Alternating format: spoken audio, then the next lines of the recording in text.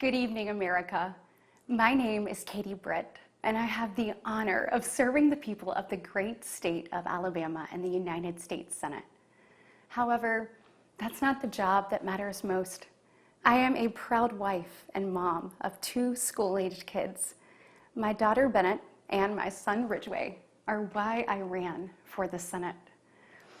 I'm worried about their future and the future of children in every corner of our nation. And that's why I invited you into our home tonight. Like so many families across America, my husband Wesley and I just watched President Biden's State of the Union address from our living room. And what we saw was the performance of a permanent politician who has actually been in office for longer than I've been alive. One thing was quite clear, though. President Biden just doesn't get it. He's out of touch. Under his administration, families are worse off, our communities are less safe, and our country is less secure. I just wish he understood what real families are facing around kitchen tables just like this one. You know, this is where our family has tough conversations. It's where we make hard decisions. It's where we share the good, the bad, and the ugly of our days. It's where we laugh together, and it's where we hold each other's hands and pray for God's guidance. And many nights, to be honest, it's where Wesley and I worry. I know we're not alone. And so tonight, the American family needs to have a tough conversation, because the truth is, we're all worried about the future of our nation.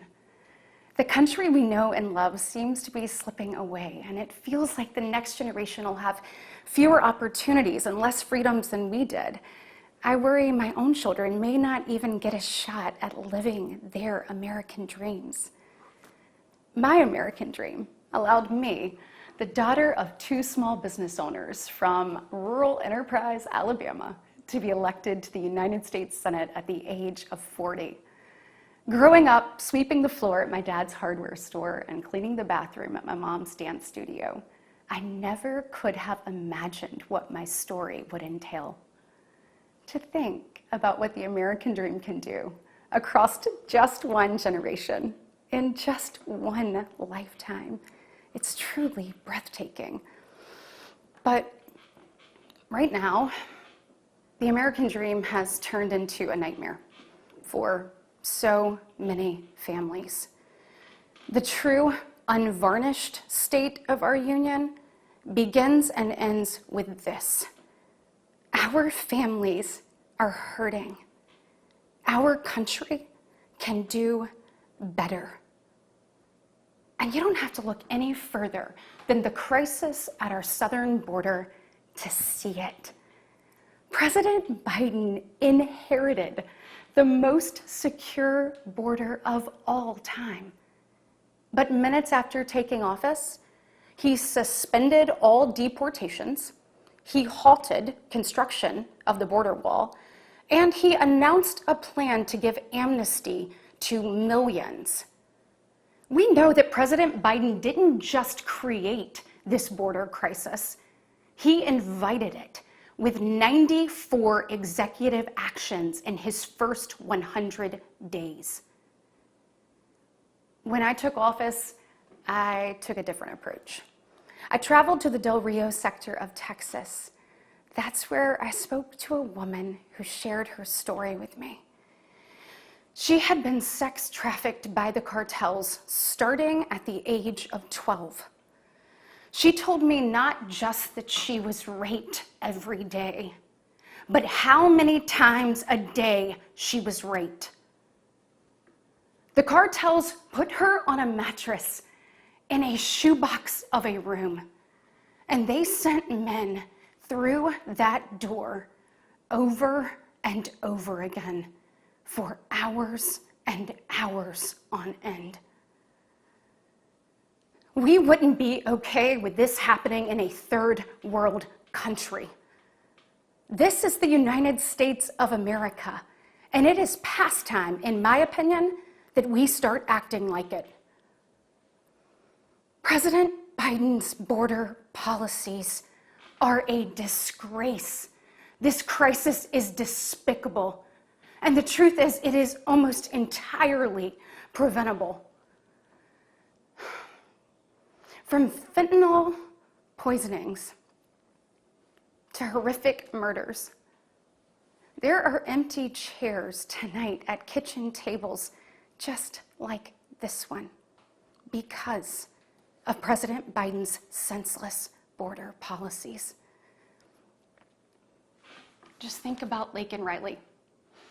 In my neighboring state of Georgia, this beautiful 22-year-old nursing student went out on a jog one morning, but she never got the opportunity to return home.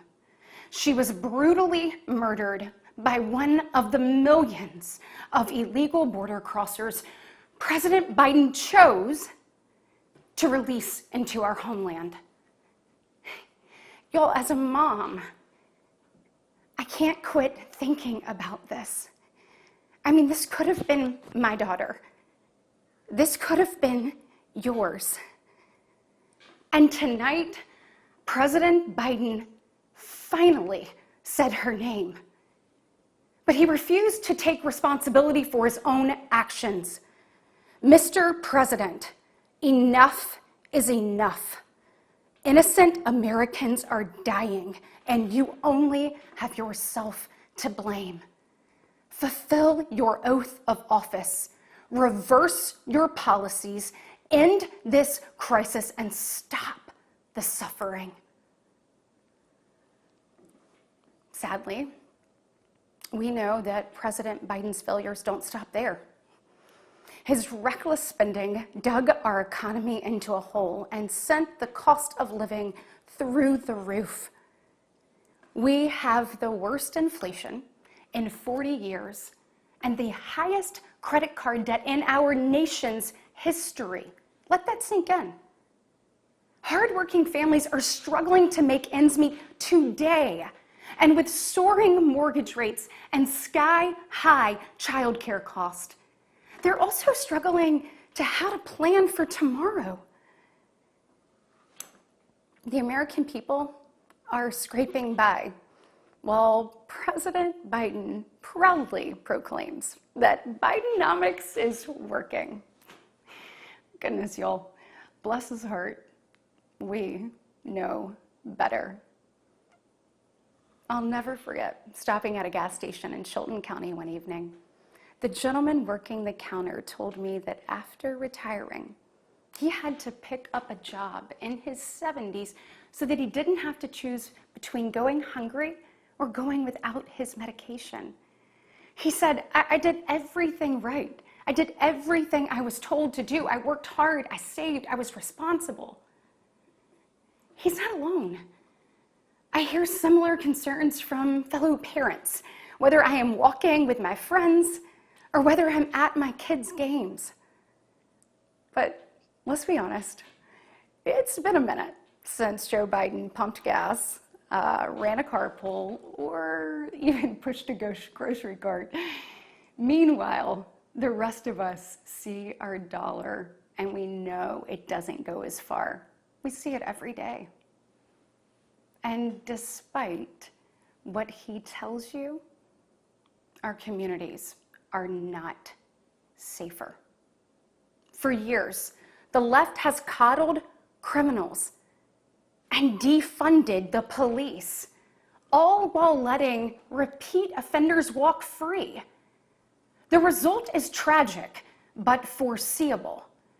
From our small towns to America's most iconic city streets, life is getting more and more dangerous.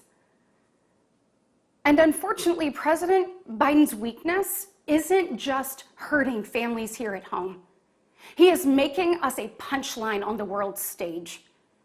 Look, where I'm from, your word is your bond.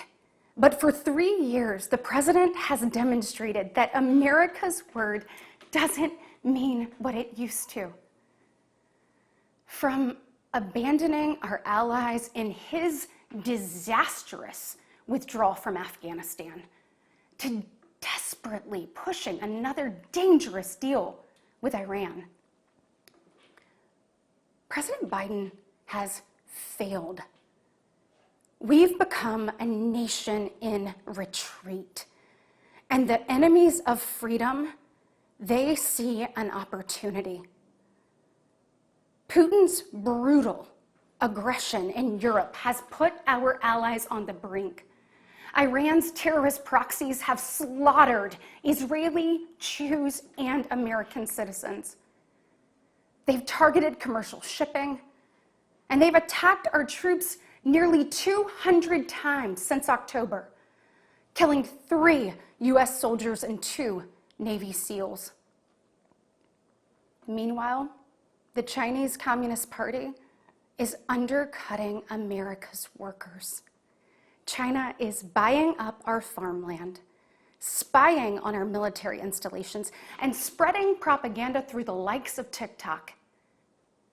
You see, the CCP knows that if it conquers the minds of our next generation, it conquers America.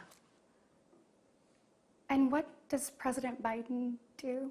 Well, he bans TikTok for government employees, but creates an account for his own campaign.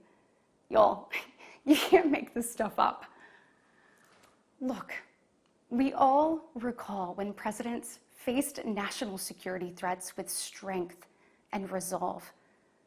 That seems like ancient history.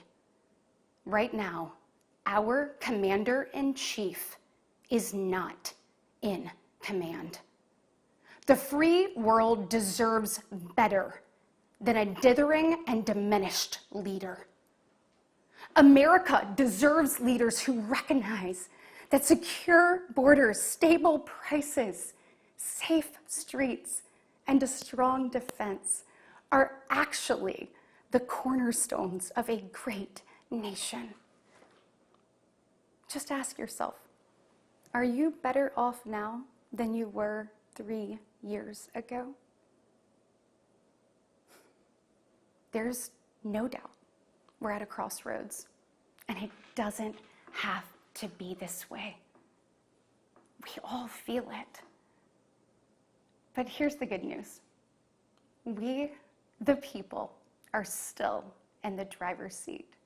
We get to decide whether our future will grow brighter or whether we'll settle for an America in decline. Well, I know which choice our children deserve, and I know the choice the Republican Party is fighting for.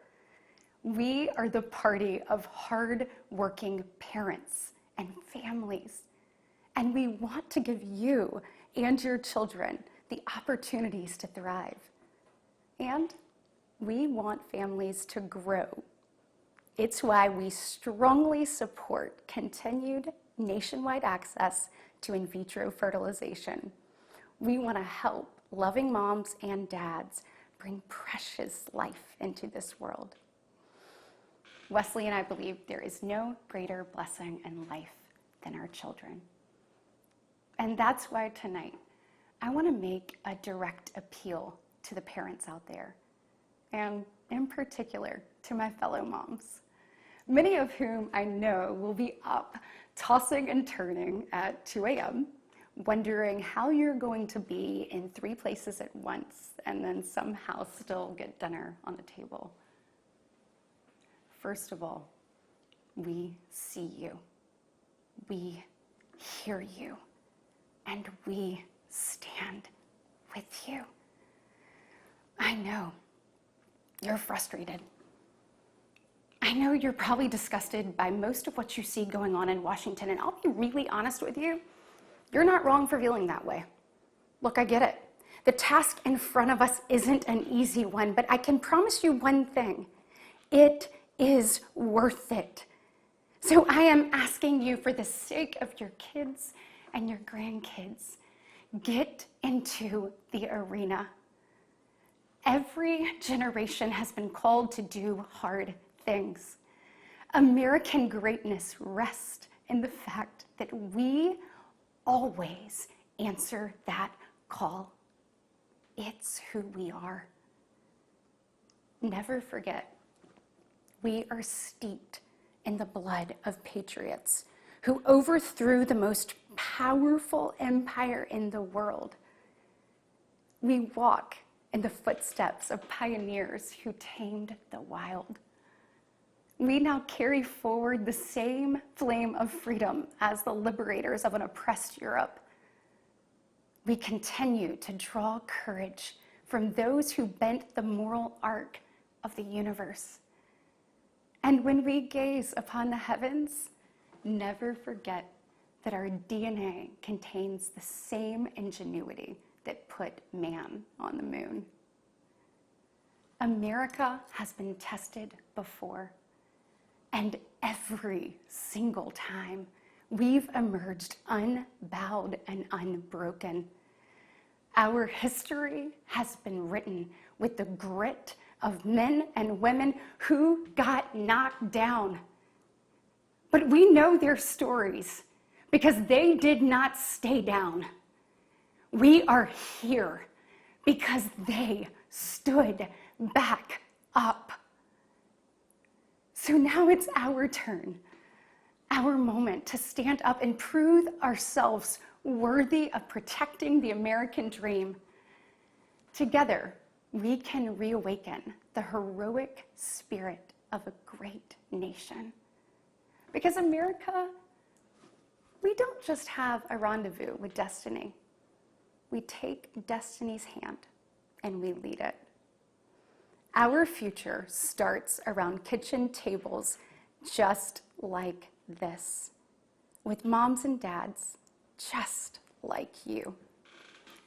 And you are why I believe with every fiber of my being that despite the current state of our union, our best days are still ahead. May God bless you, and may God continue to bless these United States of America.